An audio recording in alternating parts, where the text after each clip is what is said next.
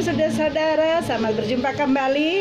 Hari ini saya akan membagikan firman Tuhan. Tetap semangat di dalam situasi pandemi sekarang ini, dan ikut aturan pemerintah untuk jaga kesehatan, dan imani Mazmur 91 setiap pagi sebelum melangkah melakukan aktivitas.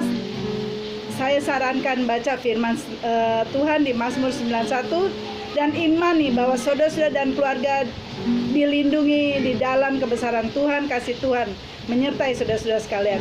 Mari kita tundukkan kepala. Betapa hatiku berterima kasih Yesus, Kau mengasihiku, Kau memilikiku.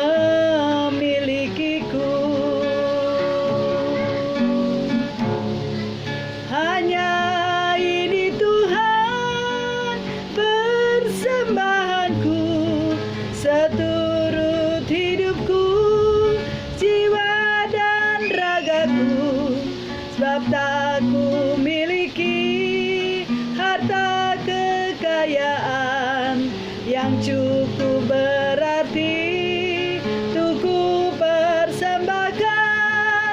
Hanya ini Tuhan persembahanku, segenap hidupku, jiwa dan ragaku.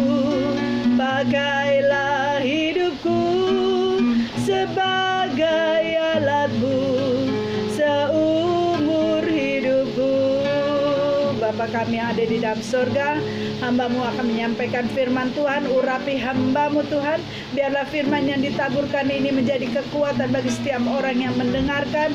Berkati mereka mendengarkan channel YouTube kami, dan biarlah mereka hidup di dalam kebenaran firman-Mu Tuhan. Terima kasih Bapa, di dalam nama Tuhan Yesus Kristus Allah Bapa kami yang hidup dan Roh Kudus. Amin. Hari ini saya akan membagikan firman Tuhan di kitab Matius 8 ayat 1-3. Yesus menyembuhkan seorang yang sakit kusta. Setelah Yesus turun dari bukit, orang banyak berbondong-bondong mengikuti dia. Maka datanglah seorang yang sakit kusta kepadanya, lalu sujud menyembah dia dan berkata, "Tuhan, jika Tuhan mau, Tuhan dapat mentahirkan aku." Lalu Yesus mengulurkan tangannya menjamah orang itu dan berkata, "Aku mau, jadilah engkau tahir." Seketika itu juga tahirlah orang itu daripada kustanya. Penyakit kusta di saat zaman dulu itu orang tidak akan berani menyentuhnya, dan dianggap orang yang hina-dina. Jadi dianggap orang yang diasingkan. Tetapi kita lihat bagaimana kasih Tuhan. Dia bukan saja datang menemui orang ini, tetapi Tuhan menyentuh orang ini dengan kasih-Nya. Dia tidak peduli dengan penyakit orang ini, dia tidak peduli dengan dosa orang ini, tetapi dengan kasih-Nya Tuhan menyentuhnya. Dengan penuh kasih-Nya dan kelembutannya, dia meyakinkan pada orang ini bahwa engkau adalah anak yang aku kasih. Lalu Tuhan katakan, "Aku mau, jadilah engkau tahir." Jadi saat itu orang itu memohon, meminta belas kasih Tuhan turun atas dia. Lalu Tuhan katakan, "Aku mau, jadilah tahir." Jadi saudara-saudara, terkadang kita suka diintimidasi dengan keadaan, situasi, masalah. Kita merasa Tuhan jauh dari kita. Kita merasa Tuhan seperti tinggalkan kita. Saudara-saudara, kita bisa lihat cerita di kitab Matius ini bagaimana Tuhan datang pada orang yang berdosa, bagaimana Tuhan menyentuh dia.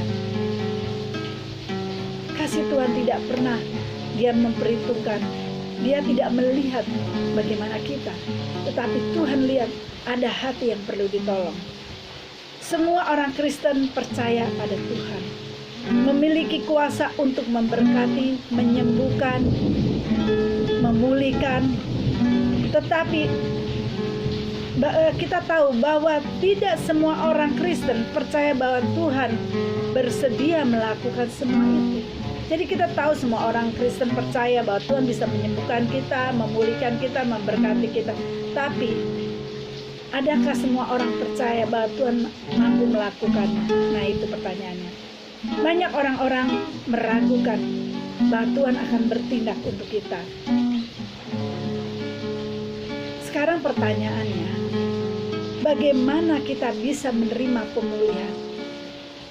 Hati kita harus dipulihkan dulu untuk kita mendapatkan kasih Tuhan. Tuhan ketuk hatinya Tuhan. Seperti orang sakit kusta ini, dia tahu bahwa di dalam diri Tuhan ada kasih. Dia tahu dia akan menemui keselamatan di dalam hidupnya. Nah, di sini saya catat ada beberapa yang saya bisa bagikan. Bagaimana kita bisa menerima pemulihan? Yang pertama adalah pemulihan terjadi kalau ada iman di dalam hati. Saya bacakan di Roma 10 ayat 17. Sebab barang siapa, ayat 17, Roma 10 ayat 17. Jadi iman timbul dari pendengaran, dan pendengaran oleh firman Kristus. Jadi di kitab Roma 10 ayat 17, pemulihan terjadi kalau iman di dalam hati, kalau iman kita percaya. Jadi Tuhan katakan, jadi iman timbul dari pendengaran dan pendengaran oleh firman Kristus. Saat kita membaca firman Tuhan, kita imani, itulah yang akan terjadi. Jadi Tuhan mau iman kita yang ada di dalam hidup kita, kita imani, kita percaya, iman kita yang kuat dan percaya pada Tuhan. Itu yang pertama. Yang kedua, ketaatan terhadap apa yang Tuhan mau atas hidup kita. Jadi Tuhan mau ketaatan kita, mau diproses. Bagaimana kita taat hidup di dalam Tuhan, bagaimana kita tidak mengalihkan pandangan kita pada hal-hal yang duniawi, tapi pandanglah Tuhan. Tuhan mau kita taat, mencari kebenaran Tuhan, datang di dalam ibadah, persekutuan, apa yang Tuhan mau lakukan. Kalau engkau taat pada Tuhan, Tuhan tidak akan berpaling daripadamu. Yang terakhir adalah kerendahan hati di hadapan Tuhan. Tuhan mengajari kita untuk tetap rendah hati. Tuhan mengajari kita untuk tidak sombong. Orang yang rendah hati, itulah yang Tuhan lihat. Saudara-saudara, demikian firman Tuhan yang saya bisa sampaikan. Biarlah ini menjadi kekuatan buat saudara-saudara bagaimana hidup yang dipulihkan, bagaimana kita bisa meraih kasih Tuhan, dan bagaimana kita bisa dipulihkan. Demikian firman Tuhan yang saya bisa sampaikan. Saya percaya di tengah pandemi ini, iman saudara mengalami pemulihan. Dengan situasi masalah berat apapun, Tuhan mau memulihkan saudara-saudara untuk mengasihi Tuhan dalam kondisi apapun. Mari kita tundukkan kepala. Tuhan, terima kasih telah mencatat kisah orang kusta ini dalam firman-Mu. Untuk kami, bagaimana Tuhan berbicara tentang kesembuhan dan seluruh berkat lainnya yang tersedia bagi kami. Karena kematian-Mu di atas kayu salib, Tuhan sanggup dan mau memberikannya bagi kami. Terima kasih Bapa, kami percaya. Kami terima janji-Mu dan kasih-Mu yang luar biasa dalam hidup kami. Berkati bangsa Indonesia dengan luar biasa. Lawat bangsa Indonesia Tuhan. Terima kasih, demikian kami serahkan seluruh doa ini ke dalam tangan Tuhan. Hanya di dalam nama Tuhan Yesus Kristus, Allah Bapa kami yang hidup dan Roh Kudus. Mari angkat tangan dan terimalah berkat dari Tuhan. Tuhan memberkati engkau dan melindungi engkau. Tuhan menyinari engkau dengan wajah-Nya dan memberi engkau kasih karunia. Tuhan menghadapkan wajah-Nya kepadamu dan memberi engkau damai sejahtera.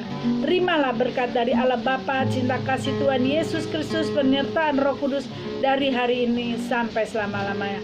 Mari kita yang percaya di dalam nama Tuhan Yesus katakan amin. Jangan lupa subscribe, Tuhan berkati.